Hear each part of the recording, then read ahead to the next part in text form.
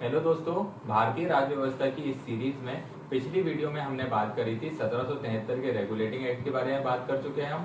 उसके बाद में 1781 के एक्ट ऑफ सेटलमेंट के बारे में बात कर चुके हैं और उसके बाद में 1784 के पिट्स इंडिया एक्ट के बारे में बात कर चुके हैं। आज के इस वीडियो में हम बात करेंगे 1786 के चार्टर एक्ट के बारे में, उसके बाद में 1793 के चार्टर एक्ट के बारे में और उसके बाद में 1813 के चार्टर एक्ट के बारे में। तो हम इन तीनों एक्ट के बारे में बात करेंगे और इनको समझेंगे कि इन एक्ट में क्या क्या प्रावधान दिए गए थे।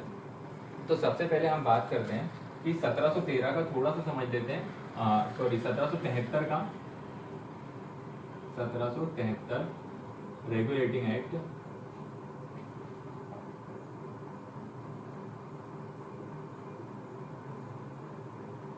(1773) के रेगुलेटिंग एक्ट में क्या चीज हुई थी कि गवर्नर जनरल प्लस 4 मेंबर की यहाँ पे क्या बना दी थी इन्होंने, परिषद बना दी थी। एक गवर्नर जनरल था और उसके सहायता के लिए चार मेंबर की 4 सदस्यों की एक परिषद बना दी गई थी। इसके बाद में 1784 में जो पिट्स इंडिया एक्ट था,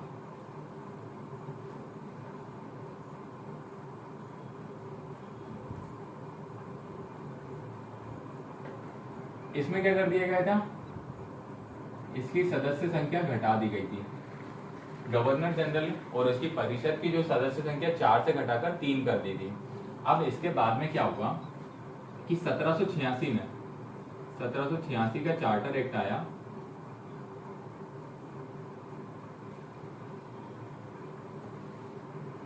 का चार्टर एक्ट, पहले तो ये समझते हैं कि ये चार्टर एक्ट इसको क्यों बोलते हैं। चार्टर एक्ट, चार्टर का मतलब होता है राजलेख।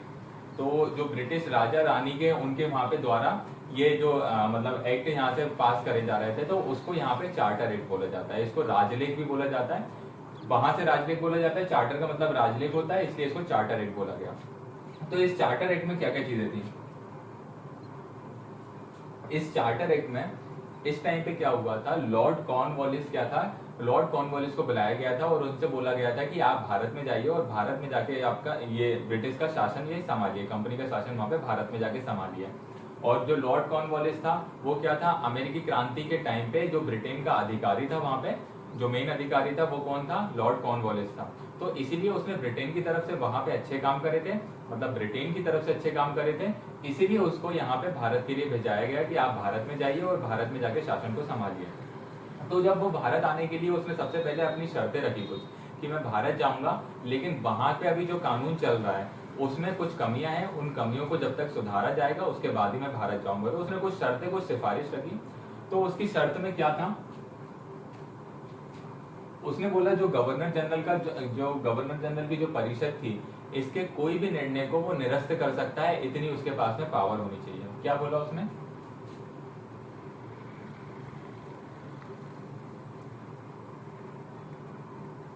गवर्नर जनरल परिषद के निर्णय को निरस्त कर सकता है।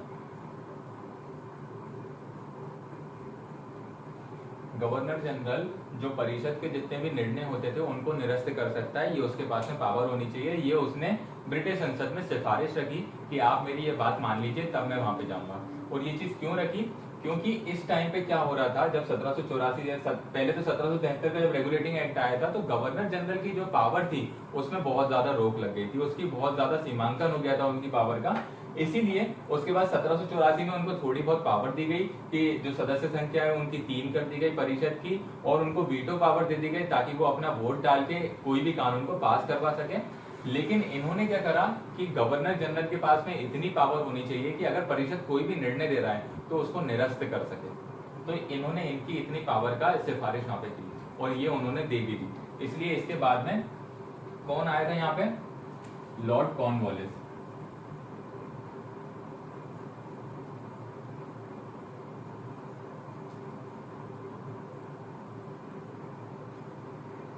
(1786) में ये कहाँ आए थे, भारत आए थे। इसके बाद में क्या हुआ, इसके बाद में 1793 का एक्ट आता है। 1793 का चार्टर एक्ट।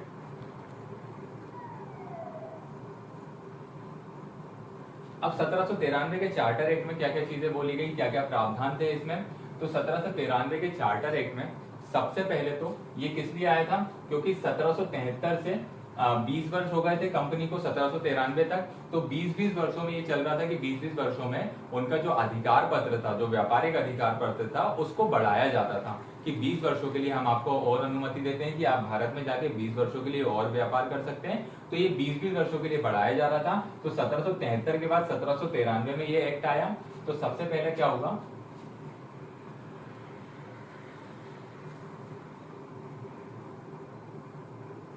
कंपनी के व्यापारिक अधिकार पत्र को 20 वर्ष के लिए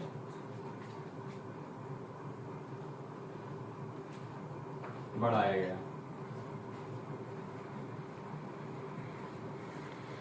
20 वर्षों के लिए बढ़ाया गया, 20 वर्षों की और इनको अनुमति मिल गई कि आप 20 वर्षों के लिए और काम करिए। जहाँ पे 20 वर्षों के लिए इनको एकाधिकार, मतलब इन्हीं का सिर्फ अधिकार रहेगा यहाँ पे, और ये 20 वर्षों तक ये आराम से भारत में व्यापार कर सकते हैं। इसके बाद में दूसरा क्या था, दूसरी चीज क्या हुई थी कि यहाँ पे पहले क्या होता था कि कोई भी जब कानून बनता था या कोई भी विधि जब बनाते थे तो उसको मौखिक रूप से बना दिया जाता था कि अगर कुछ भी चीज होगी, मतलब जैसे गवर्नर जनरल को कोई कानून बनाना है तो ये क्या करते थे कि मौखिक रूप से इन्होंने बोल दिया कि ये कानून है, तो वो कानून बन जाता था। लेकिन यहाँ पे क्या हुआ, लिखित कानून बनाने की, लिखित विधि की नींव रखी गई। अब यहां से क्या चालू हो गया, लिखित विधि बनना चालू हो गई कि अब आप जितने भी कानून होंगे, जो भी विधि होगी, वो लिखित रूप में होगी। तो ये एक अच्छी चीज हो गई थी, क्योंकि पहले जो थी वो मौखिक रूप से, अगर कोई भी कुछ भी चीज बोल देते थे वो कि ये कानून बनाना है, ये विधि बनाना है, तो वो मौखिक रूप से सिर्फ बोल देते थे और वो कानून बन जाता था। अब क्या हो गया, यहाँ पे लिखित विधि का यूज होने लगा कि लिखित विधि से अब आप कोई भी कानून बनाएंगे। इसके बाद में क्या चीज हुई कि हमने पहले देखा था कि 1784 में, यहाँ पे 1784 में नियंत्रण मंडल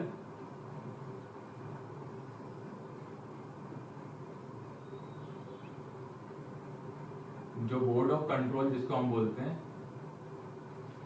बोर्ड ऑफ कंट्रोल बनाया था। इसकी संख्या कितनी थी, 6। इसकी सदस्य संख्या कितनी थी, 6 संख्या थी इसकी, मतलब 6 सदस्य इसमें होते थे। और ये किसने बनाया था, 1784 के पिट्स इंडिया एक्ट के द्वारा इसको बनाया गया था। इसके बाद में यहाँ पे क्या होता था कि जब पहले क्या होता था, ये जो बोर्ड ऑफ कंट्रोल है ये कहाँ बैठता था, ब्रिटेन में बैठता था, ब्रिटेन के संसद में वहां पे बैठाया जाता था। और ये क्या करता था, जितने भी जो इनके राजनीतिक जो मामले रहते थे, जो कंपनी के यहाँ पे भारत में जो राजनीतिक मामले थे वो ये संभालता था नियंत्रण मंडल। इसके बाद में जो कंपनी के व्यापारिक मामले थे वो कौन संभालता था, कोर्ट ऑफ डायरेक्टर, जिनकी संख्या 24 होती थी, वो कोर्ट ऑफ डायरेक्टर संभालते थे व्यापारिक मामले, और राजनीतिक मामले संभालते थे नियंत्रक मंडल। तो ये क्या, इनकी संख्या 6 थी, और इन 6 सदस्यों की जो सैलरी होती थी, जो वेतन होता था, वो पहले कौन देता था, पहले ब्रिटेन गवर्नमेंट देती थी, वहीं से इनको सैलरी मिलती थी, वेतन मिलता था। लेकिन इस एक्ट में 1793 के चार्टर एक्ट में क्या चीज कर दी गई कि इनका जो वेतन है ये भारत के राजस्व से ही दिया जाएगा। ये अब ब्रिटेन नहीं देगा, ये भारत के राजस्व से ही दिया जाएगा, क्योंकि ये भारत के लिए ही बनाए गए हैं। भारत में राजनीतिक मामले जितने भी थे उनको संभालने के लिए बनाए गए हैं। तो इसलिए इनकी जितनी भी सैलरी होगी, जो वेतन होगा, वो कौन देगा, भारत के राजस्व से इनको दिया जाएगा। जैसा कि मैं आपको बता दूं कि क्या होता है कि सबसे ऊपर क्या रहता है,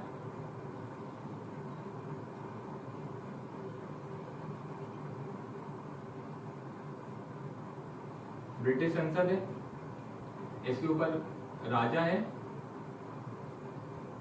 या रानी, और इसके नीचे क्या था, इसके नीचे थे,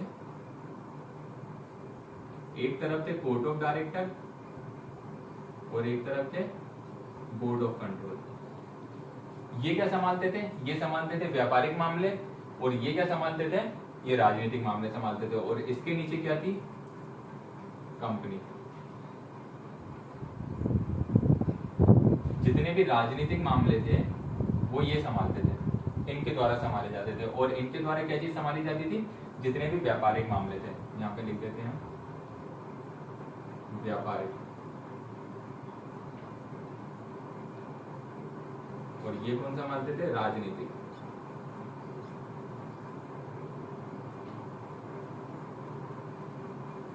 जो बोर्ड ऑफ कंट्रोल वाले थे वो राजनीतिक मामले संभालते थे, और कोर्ट ऑफ डायरेक्टर वाले व्यापारिक मामले संभालते थे। तो इस एक्ट के द्वारा क्या कर दिया गया, इनकी सैलरी पहले ब्रिटेन गवर्नमेंट देती थी, अब क्या हो गया, इनकी सैलरी कहां से दी जाने लगी? भारत के राजस्व से। तीसरा जो पॉइंट था,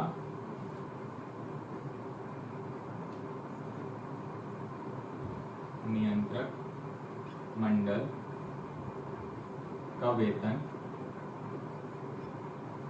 अब भारत के राजस्व से दिया जाएगा।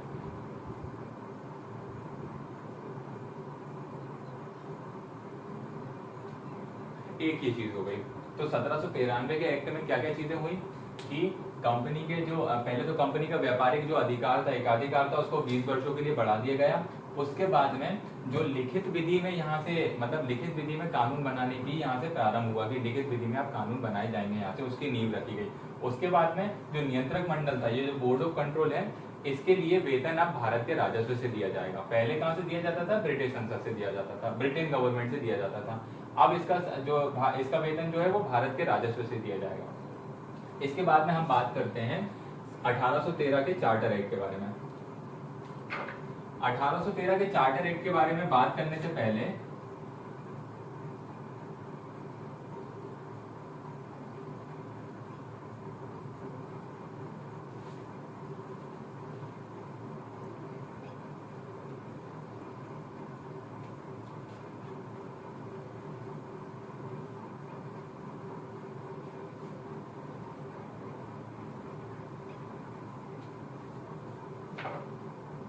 1813 का चार्टर एक्ट,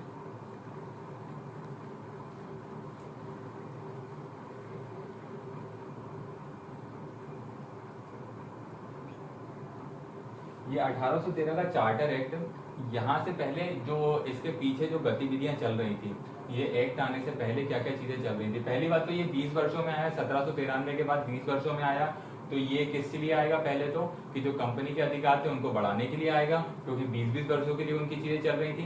तो इसमें पहले क्या चीज चल रही थी वहां पे कि ब्रिटेन में क्या हो रहा था कि ब्रिटेन में पहले तो औद्योगिक क्रांति हो गई थी, रेवोल्यूशनरी मतलब इंडस्ट्रियल रेवोल्यूशन चालू हो गया था वहां पे। तो वहां पे क्या चीज चल रही थी कि बहुत सारी कंपनियां अपने मतलब जो मशीनी युग चल रहा था वहां पे, तो कंपनियां अपने व्यापारिक गतिविधियां को वहां पे बढ़ा दिया गया था। मतलब वहां पे और भी बहुत सारी कंपनियां थी और वो पूरे यूरोप में अच्छे से अपने व्यापारिक गतिविधियों को बढ़ा रही थी और अच्छे से अपने व्यापार को चला रही थी वहां पे। मतलब जितने भी ब्रिटेन में प्रोडक्ट जो बनते थे, जो यहाँ पे जो प्रोडक्ट बनाते थे, उनका व्यापार वो मतलब आराम से पूरे यूरोप में कर रहे थे। लेकिन उस टाइम पे क्या था, आप नेपोलियन के बारे में जानते होंगे। नेपोलियन क्या था? फ्रांस का लीडर था, फ्रांस का राजनीतिक और मिलिट्री लीडर था। कौन? नेपोलियन। तो नेपोलियन का क्या था, एक तो पहली बात फ्रांस और इंग्लैंड ब्रिटेन के बीच में क्या थे, राजनीतिक और आर्थिक मुद्दे चलते ही रहते थे। वहां पे बहुत ज्यादा राजनीतिक और आर्थिक लड़ाइयां चलती रहती थी। तो उसी टाइम पे नेपोलियन जो था, नेपोलियन ने क्या करा कि ब्रिटेन को हराने, नेपोलियन ने क्या करा था कि पहले जो यूरोप में बहुत सारे यूरोप के जितने भी कंट्री थी, जितने भी देश थे वहां पे, उनको या तो संधि करके मतलब अपने अधीन कर लिया था, या फिर उनसे दोस्ती करके मतलब लड़ाई करके उनको हरा के वहां से उनको अधीन कर लिया था। अब बारी आई थी किसकी? ब्रिटेन की। तो ये ब्रिटेन पे कब्जा करना चाह रहा था। तो इसने ब्रिटेन पे कब्जा करने के लिए यहाँ पे भी, जैसे हम भारत में भी देखते हैं कि टीपू सुल्तान का साथ भी फ्रांस के लोगों ने दिया था, मतलब जो फ्रांस है, फ्रांस ने टीपू सुल्तान का साथ भी दिया था। लेकिन भारत में क्या हुआ था, भारत में जब टीपू सुल्तान हार गया था तो उसके बाद में फ्रांस की स्थिति भारत में कमजोर हो गई थी। तो टीपू सुल्तान यहाँ पे भारत में हार गया था तो उसकी फ्रांस की स्थिति भारत में कमजोर हो गई थी। तो इसीलिए वहां पे जो ब्रिटेन में था, ब्रिटेन में भी ये आर्थिक और राजनीतिक लड़ाई चल रही थी उनके साथ में, नेपोलियन और ब्रिटेन की। तो नेपोलियन ने क्या करा था, नेपोलियन ने एक नीति अपनाई थी अपनी कि एक नीति थी, इसको बोलते हैं हम कॉन्टिनेंटल सिस्टम। Continental system.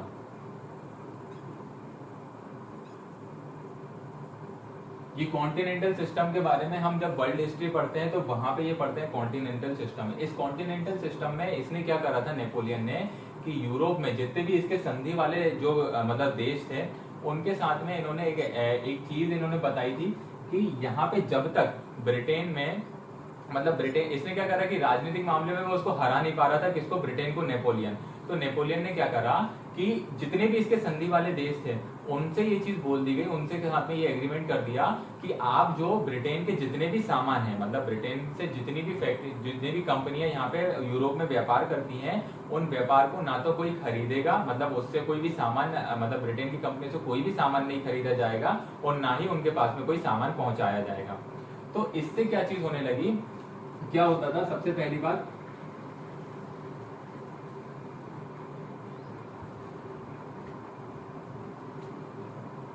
ये यूरोप का हिस्सा है, ये यूरोप है और ये ब्रिटेन है। ब्रिटेन एक छोटा आइलैंड है, मतलब ब्रिटेन यहाँ पे एक आइलैंड है और इसके बीच में क्या है, ये इंग्लिश चैनल है और यहाँ पे क्या है, फ्रांस है। अब क्या होता था, जितने भी ये यहाँ से जाते तो यहीं से इंग्लिश चैनल से होके इनको जाना पड़ता था, यहाँ पे यूरोप में जाते थे ये लोग। और इसने क्या करा, इसने नेपोलियन ने क्या करा, जितने भी यूरोप में जितने भी इसके संधि वाले देश थे उनसे मना कर दिया, उनसे एग्रीमेंट करवा लिया कि अब आप ब्रिटेन का जितना भी सामान होगा, ब्रिटेन की कंपनियों का जो भी सामान होगा वो आप यहाँ पे नहीं खरीदेंगे। तो कॉन्टिनेंटल सिस्टम क्या था, यही कॉन्टिनेंटल सिस्टम था कि नेपोलियन ने क्या करा, ब्रिटेन को आर्थिक जो है आर्थिक नुकसान पहुंचाने के लिए, कि ये आर्थिक नुकसान पहुंचते ही ये शायद हमारे मतलब इसके अंडर में लाना चाहता था, क्योंकि राजनीतिक ये हरा नहीं पा रहा था उनको, तो इसीलिए इसने आर्थिक नुकसान इनको पहुंचाना चालू करा। और जब आर्थिक नुकसान जब इनको पहुंचाना चालू करा तो कंपनियों ने, जो ब्रिटेन की जो कंपनियां थी, उन्होंने ब्रिटिश जो सरकार थी उस पर जाके दबाव बनाना चालू करा। क्या दबाव बनाना चालू करा कि ब्रिटेन में हमारे यहाँ पे बहुत सारा उत्पादन हो रहा है, इतना सारा उत्पादन हो रहा है, लेकिन हम इसको कहीं पे पहुंचा नहीं पा रहे हैं, दूसरे देशों में पहुंचा नहीं पा रहे हैं। तो उसको पहुंचाने के लिए इन्होंने क्या करा, इन्होंने वहां पे ब्रिटिश संसद में दबाव बनाया कि हमें एशिया में ट्रेड करने के लिए, एशिया में व्यापार करने की इजाजत दी जाए, क्योंकि हम जब यूरोप में नहीं कर पा रहे हैं तो हम एशिया में अगर करेंगे। एशिया में आपने किसको, ईस्ट इंडिया कंपनी को पूरा एकाधिकार देके रखा हुआ है, तो आप उस एकाधिकार को हटाइए ताकि हम भी वहां पे जाके व्यापार कर सकें। तो इन्होंने ये ब्रिटिश गवर्नमेंट पे ये दबाव बनाया। तो इसके पीछे ये चार्टर 1813 के चार्टर एक्ट में यही एक बहुत इंपॉर्टेंट मुद्दा था कि ये लोग यहाँ पे ब्रिटिश की और मतलब ब्रिटेन की जो दूसरी कंपनियां थी वो वहां पे दबाव बना रही थी कि हमें भी वहां पे व्यापार करने का मौका मिलना चाहिए। तो ये चार्टर एक्ट था। इस चार्टर एक्ट में क्या चीज करी गई, सबसे पहली चीज तो ये कंपनी के उसके लिए आया था।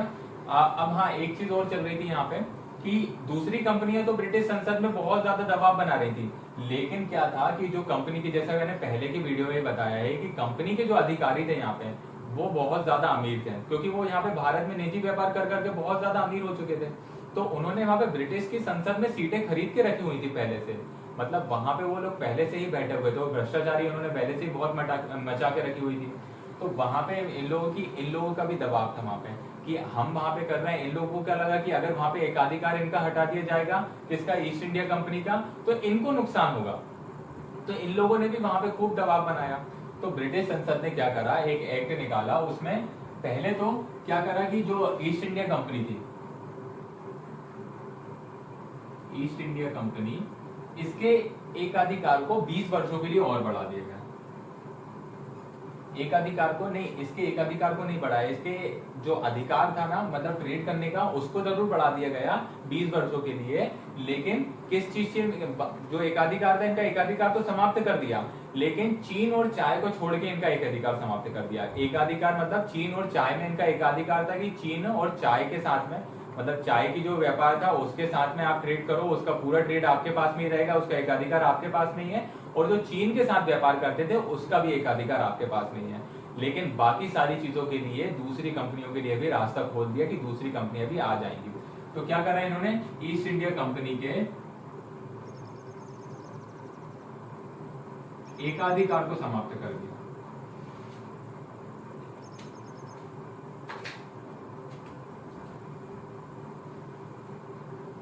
एकाधिकार को समाप्त कर दिया।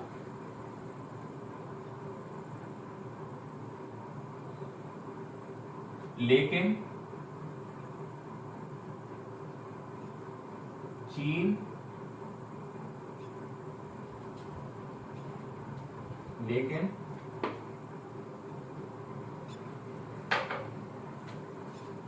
चाय और चीन के साथ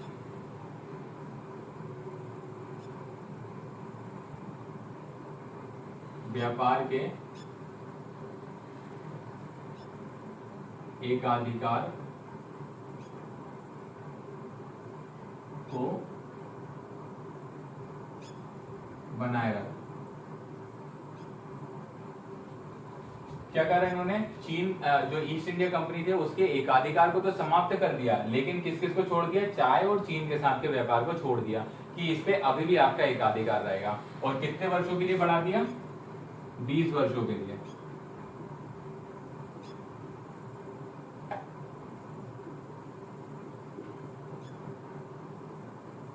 20 वर्षों के लिए बढ़ा दिया इन्होंने।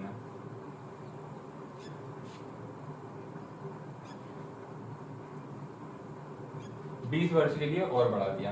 अब इसके बाद में दूसरी चीज क्या करी कि जो बाकी के जो लोग थे, मतलब जो दूसरी कंपनियां थी, जो दूसरी कंपनियां आना चाह रही थी, तो इन्होंने क्या करा कि लाइसेंस के साथ में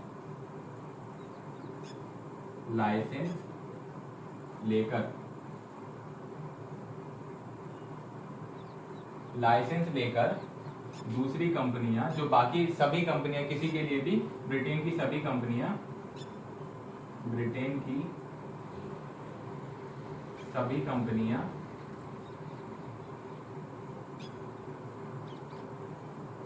या फिर सभी कंपनियां या नागरिक, ब्रिटेन के नागरिक भारत में व्यापार कर सकते हैं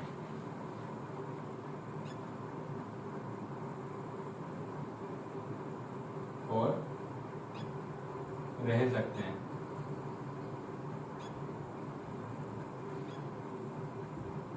क्या कर सकते हैं? लाइसेंस लेकर, मतलब ब्रिटिश की सभी कंपनियां यहाँ पे आ सकती हैं, व्यापार कर सकती हैं।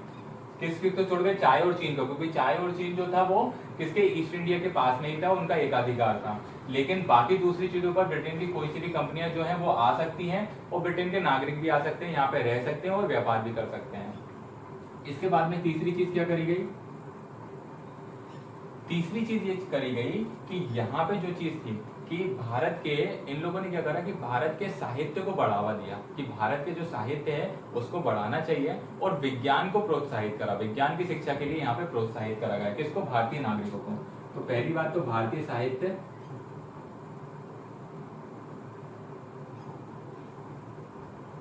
भारतीय साहित्य को बढ़ावा दिया,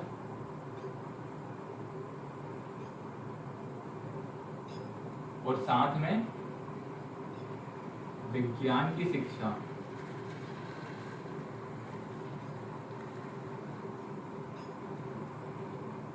को बढ़ावा दिया।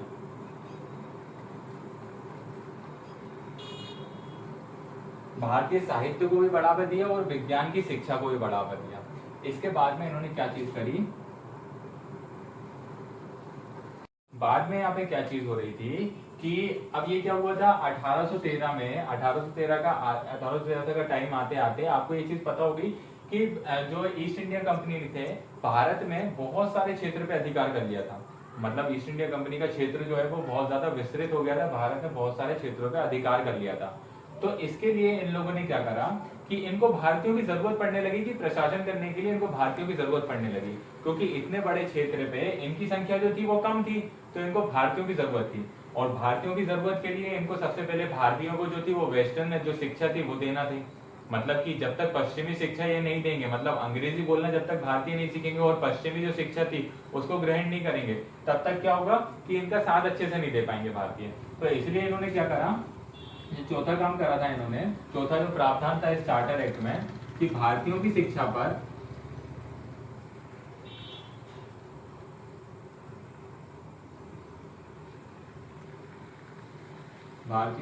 पर प्रतिवर्ष 1 लाख रुपए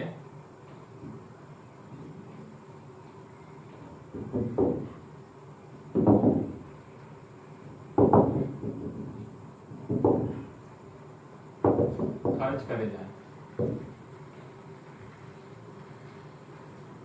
1 लाख रुपए खर्च करे जाएंगे, और ये 1 लाख रुपए काय में से आएंगे? भारत के राजस्व में से आएंगे।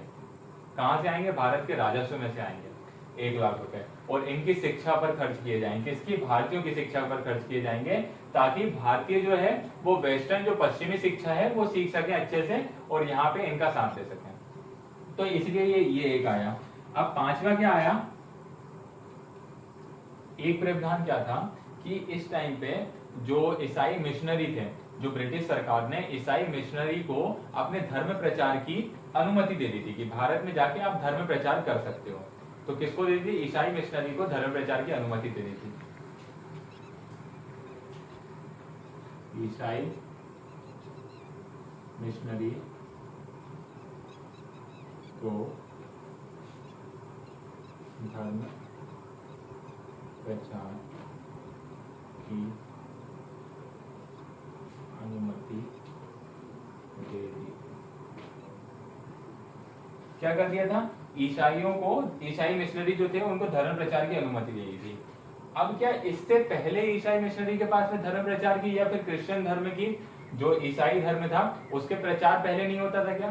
पहले भी होता था, इस एक्ट से पहले भी होता था। लेकिन पहले क्या चीज थी कि जो ब्रिटिश जो भारत था, मतलब ईस्ट इंडिया कंपनी, यहाँ पे क्या था कि इन लोगों ने यहाँ से, मतलब जो ईस्ट इंडिया कंपनी ने अपने जो क्षेत्र था, इनके अधिकृत जो क्षेत्र था, उसमें उस टाइम पे इनको मिशनरियों को दूर रखा था कि आप अभी यहाँ पे धर्म प्रचार मत करो, क्योंकि इससे नुकसान या उपद्रव होने के चांसेस ज्यादा है। किसमें? जो भारतीय लोगों में उपद्रव होने के चांसेस ज्यादा रहते थे, इसलिए इन लोगों ने क्या करा था, उस टाइम पे इनकी अनुमति नहीं थी। और कहीं पे ये दूसरी जगह पे जाके करते, जैसे डच लोग थे यहाँ पे, पुर्तगालीज थे, वहां पे जाके ये धर्म प्रचार करते थे। लेकिन जो भारत में कंपनी के अधिकृत जो क्षेत्र था, कंपनी के अधीन जो क्षेत्र था, वहां पे ये प्रचार प्रसार नहीं करते थे। इसके बाद में क्या, और ये इन्होंने इस 1813 के एक्ट में क्या दे दी? इनको ईसाई मिशनरियों को परमिशन दे दी, अनुमति दे दी कि अब यहाँ पे आप धर्म प्रचार कर सकते हो। इसके बाद में एक पॉइंट और क्या था? इसके बाद में एक चीज और ये आई कि जो बंगाल की जो सरकार के साथ में जो इसके अंडर में जो थी, किसकी? बंबई और मद्रास की जो थी, बंबई और मद्रास के जो गवर्नर थे, इनके पास में विधि बनाने की तो अनुमति थी कि आप विधि बना सकते हो, लेकिन आप विधि, इनको क्या करना था? गवर्नर जनरल से पहले पास करवाना रहता था, और फिर गवर्नर जनरल के बाद में, पहले गवर्नर जनरल से अनुमोदित करवाना रहता था, और उसके बाद में ब्रिटिश जो संसद थी वहां से पास करवाना रहता था, तब जाके वो विधि बन पाती थी। मतलब कि जो बंबई और मद्रास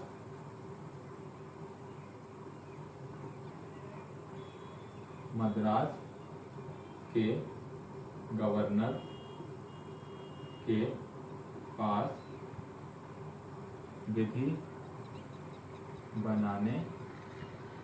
विधि बनाने की अनुमति तो थी, लेकिन इसे बंगाल के गवर्नर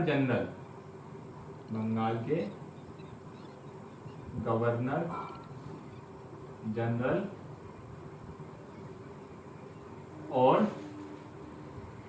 ब्रिटिश संसद से पास करवाना रहता था।